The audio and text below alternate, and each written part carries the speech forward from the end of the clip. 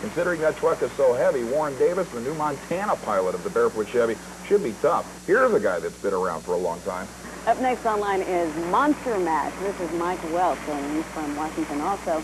This is going to be interesting. It's pretty heavy. It is heavy. As a matter of fact, he's done everything he can to lighten it up, but you can see even on that starting line launch, the Chevrolet power plant in this early model Ford is still lacking just a little bit compared to some of the new supercharged fuel-injected motors. As you can see, he takes this machine over the course basically in the kind of fashion that he was looking for. I think that Mike Welch's biggest concern at this event is going to be consistency. I think he'll probably take the course as evenly and as conservatively as he can even during competition, but he's going to be trying to save the equipment. Now you'll watch when he hits the cars, he gets the front end up enough to land about the third car down, and then he reapplies the throttle, takes it through very evenly. Monster Mash had, though, a disappointing lap time. It was 6.62. But what do you expect for something quite that heavy? That's true. We're talking about an honest 18,000-pound vehicle, and if it gets him in the program, it's going to be good enough to qualify. That's all it takes.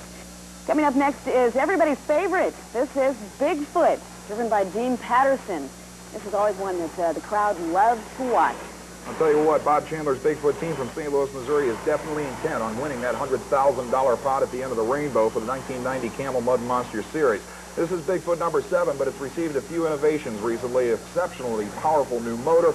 And indeed, Patterson is certainly one of the best drivers in Bob Chandler's stable. Watch for Patterson to make a picture-perfect run here, trying to keep this truck low to the ground. Leaves the starting line. Nice leap. A little bit rougher landing than I think Patterson probably would have liked, and that actually may have slowed the elapsed time a little bit. In fact, it may not be enough to threaten Jeff Bainter's 3.76-second leader.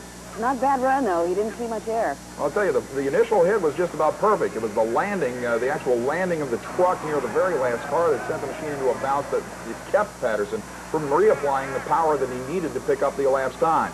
Watching the slow-motion replay, the hit perfect. The truck still basically level. He comes down nicely, but the landing, actually hitting the butt of the landing ramp was the problem.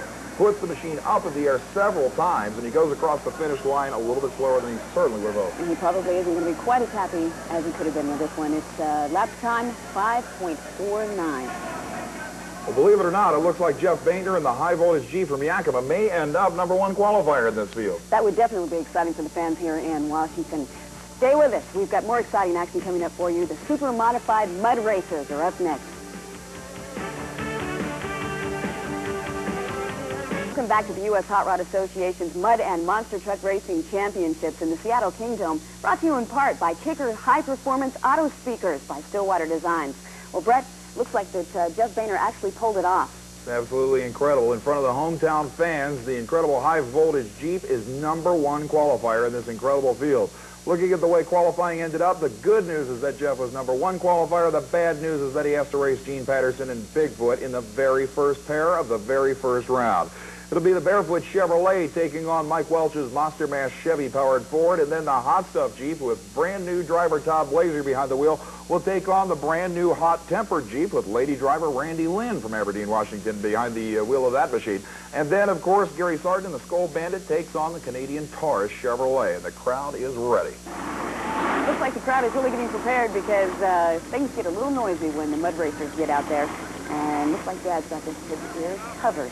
And rightfully so, the super modified mud racers are now coming out for their qualifying round for 4 available positions for the brand new Camel Shootout. Starting the action on for us will be Tom Nias in Rude Awakening. And alongside of him is Mud Dancer, driven by Jim Berg, who's from Seattle, Washington. So he is also in front of the hometown crowd. I'll tell you, Tom Nias in the near lane with the Rude Awakening Ford Ranger. That is one of the prettiest mud racers we have seen in this new 1990 season. It's powered by a Ford small block with a supercharger and fuel injector system. And this driver, Jim Berg, in the Mud Dancer Jeep CJ Funny car using a carbureted Chevrolet engine, is by far one of the most consistent racers in the northwestern part of the country. What a pass for the small block Ford, but unbelievably enough, he can't stop the thing as he slides over the disqualification line down at the finish line. I cannot believe I saw that. We have about 80 foot of shutdown area here for this 80-foot long pit. Here you see Jim Burke leading the starting line in the Mud Dancer, an entry that is known for its consistency in the Northwest. As the first driver out, he hits a lot of that water that's accumulated on top of the mud. But watch the front end come up on top of the mud there near the finish line. After a rather dismal starting line launch, Burke manages to salvage it with a pretty decent top end, Kelly. He should be pretty happy with this. He had a lap time of 2.9 seconds.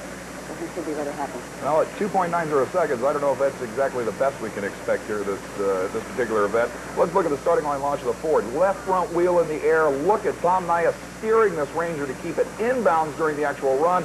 Picture-perfect run for the supercharged small block Ford. Now, at this point, I presume the brakes are so wet that Nyas cannot stop this thing. Watch the white line on the concrete shutdown area. That's the disqualification mark. He rolls right over it. That's an automatic DQ in U.S. Association Camel Racing. What a disappointment. Coming up next in mud racing action is HAWG, driven by Keith Horton. And he is a Washington native. Another Washington native is Jim Kimball, and he's driving the Eagle's Nest. I tell you, between these two vehicles, you couldn't ask for two more unusual super-modified mud racers. Jim Kimball's machine, a very, very short wheelbase, almost stock-appearing Jeep CJ. The HAWG, an original Willys all-steel pickup truck with Chevrolet motivation and nitrous oxide injection. Inching forward to the starting line in this particular duel, the HAWG and the Eagle's Nest Jeep CJ, a tremendous explosion on the starting line for Keith Horton. If I had to guess, I'd say that was a nitrous oxide explosion par excellence on the starting line. And obviously, Keith is mighty upset. The safety crew's going up. This will probably end up being a single run for Jim Kimball here. There you see Keith Horton out of the cockpit and checking out the damage. He's looking at the top of the engine there. I would certainly suspect that was an intake valve hanging open and causing an explosion inside the intake manifold, better known as a nitrous oxide explosion. That's a tough break for a machine that has been at this event literally year in and year out. What a disappointment, not even getting across the starting line. Now it's going to be a solo run for Jim Kimball. He has everything to himself here, picking up the left front wheel, and then something goes wrong, and Kimball is obviously upset. What a bizarre pair in this particular battle here at the Seattle Kingdome. The Camel Mud Racing Series getting off to an outrageous start. An explosion for Keith Horton on the starting line. Kimball with a tremendously hard starting line launch. Then he runs into problems. Definitely not with mud racing action. Watch this slow motion replay. The truck is idling, and then that incredible explosion for Keith Horton. Like I said, an intake valve hanging open, spark plug igniting the fuel gas and nitrous oxide mixture in the manifold, blowing the air cleaner completely apart on the starting line. What an explosion for Keith Horton. Now watch Jim Kimball picking up the wheels perfectly. He was on an excellent run. And then all of a sudden, no power. The thing nosedives. And we've got a tremendous fire there. I'll tell you, you couldn't see that on the first initial shot of that run, but a tremendous explosion. The bottom end of the motor going big time south. And even though Kimball gets thumbs up to the crowd. You're lucky enough to get a front row seat at one of these events, and you would definitely feel all of the thunder, and he definitely was. Coming up next in mud racing action is Risky Business, driven by Roger BOZELL. He's out of Kent, Washington. Tell you what, this is a brand new mud racer, another all fiberglass Jeep CJ funny car that is definitely state-of-the-art. You can see the drag racing influence in that funny car style roll cage. There's a real good shot at the tachometer and all the electrical switches that control just about everything going on underneath that fiberglass body. And indeed, BOZELL is certainly one of the new favorites here this weekend. Although this machine is relatively unproven in the Camel Mud Monster Series, this should be one of the toughest vehicles here this weekend. Big block Chevrolet motivation. Running alongside of Risky Business is Deja Vu, is driven by Ken Tobin. Indeed, this is really just the opposite of what we saw with Roger BOZELL. I definitely would like to know where Ken Tobin got some of his chassis construction ideas. This thing, a very, very high center of gravity. So he did a pretty tremendous job of retaining a lot of the stock appearance of the 1923 Ford Model T that this thing is based on. See the wing on the roll cage there, very narrow tread. It's a pretty strange ride, and it is definitely overheating as he waits for Roger BOZELL to move into stage. BOZELL, in the meantime, looks like he may have troubles even keeping the Risky Business Jeep running. And our starter down on the starting line may indeed elect to send Tobin on a solo pass here. See what BOZELL elects to do. As you can see in the far lane, the Deja Vu machine is literally starting to cook. Finally, BOZELL, the Risky Business Jeep, moves into the staging beams, and we're ready to send this pair. Great launch for the Risky Business Jeep. Tremendous top-end charge, and indeed, that machine came right around like the crowd expected it to. BOZELL's nitrous Chevrolet An extremely strong run. And we've got an engine fire in the other lane. Ken Tobin of the Deja Vu 23T apparently explodes one big time just past the finish line. The safety crew's right there to put out the fire. This is turning into a pretty incredible event, already with fires and engine explosions everywhere you look.